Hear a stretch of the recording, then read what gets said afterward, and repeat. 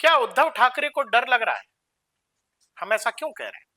महाराष्ट्र की राजनीति में तूफान आया हुआ है। तूफान इस बात पर कि दिशा सालियान केस में एक बार फिर से आदित्य ठाकरे का नाम आ रहा है।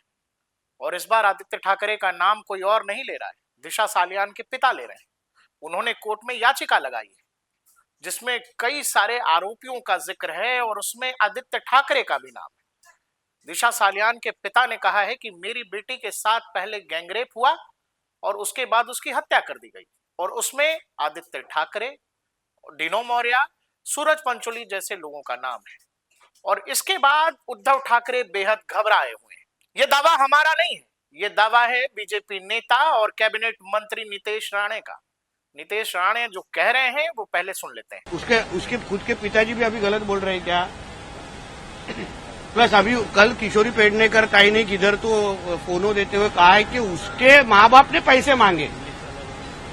आप पढ़िए उनका, सुनिए, उनका फोनो है। तो वो भी एक केस दायर करना चाहिए कि ऐसा उसके माँ बाप के ऊपर क्यों आरोप कर रहे हैं लोग। वो क्या कर रहे थे पेडनेकर थी ने? किशोरी पेडनेकर किसके पार्टी की मेयर है थी? तो उद्धव जी को अगर लगता है हम लोग सब लोग पॉलिटिकल आरोप कर रहे हैं, तो फिर उन्होंने राणे साहब को क्यों फोन किया और बोला कि मेरे बेटे को बचाओ इसमें? खुद नारायण राणे साहब को फोन किया था, एक नहीं दो बार किया था। आपको भी दो बेटे हैं, मेरे बेटे से कुछ हुआ रहेगा गलती तो उनको बचा लो आप। गुहार लगाई थी राणे साहब को। पूछिए राणे साहब को, राणे साहब ने ऑन रिकॉर्ड कहा है मैं उन्हीं का बेटा हूँ।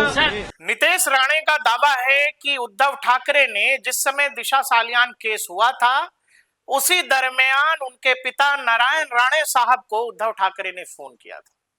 नीतीश की माने तो उद्धव ये कह रहे थे कि क्या हुआ, लड़के हैं, लड़कों से गलती हो जाती है, अब जो हो गया उसको जाने देते हैं, किसी भी तरह से मेरे बेटे को बचाइए। ये दावा है नीतीश राणे का, और वो ये कह रहे हैं कि उद्धव ठाकरे ऐसा उनके पिता नारायण राणे साहब से कह रहे थे।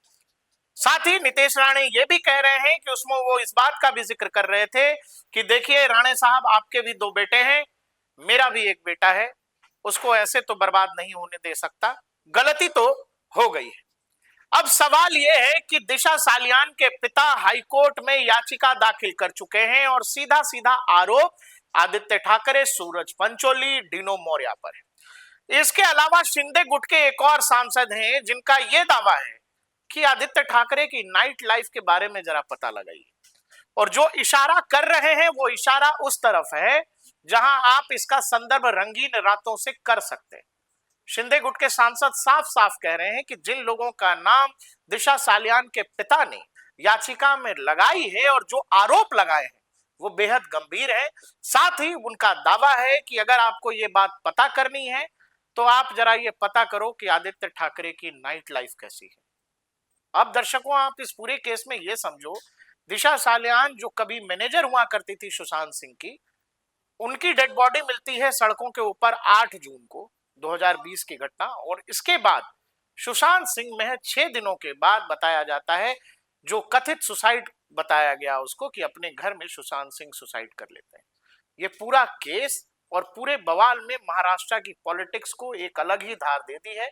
शिवसेना जो है, शिंदे गुट के लोग लगातार विधानसभा के बाहर प्रदर्शन करते रहे, और ऐसे में जो नीतीश राणे का दावा है कि उद्धव ठाकरे बकायदा फोन करके नारायण राणे से कह रहे थे कि आदित्य ठाकरे को बचा लीजिए। इस पूरे मामले में जो कुछ भी है सब आपके सामने है, लगातार ये खबर अपडेट हो रही है। आपको दिशा सालियान केस या सुशांत सिंह मर्डर केस के बीच भी क्या आपको भी ऐसा लगता है कि दोनों केस जुड़े हुए हैं? पुलिस कुछ न कुछ छुपा रही है या जांच सही दिशा में नहीं गई, जिसका दावा अब दिशा सालियान के पिता भी कह रहे हैं कि भाई जांच सही दिशा में नहीं हुई। इवन दिशा सालियान के पिता तो ये कह रहे हैं कि आदित्य ठाकरे को कस्टडी में लेकर पूछताछ होनी चाहिए। आपको ये जानकारी, हमारा वीडियो कैसा लगा, हमें कमेंट सेक्शन में जरूर बताइएगा। तब तक देखते रहिए डीएनपी इंडिया, हर खबर भरोसे के साथ।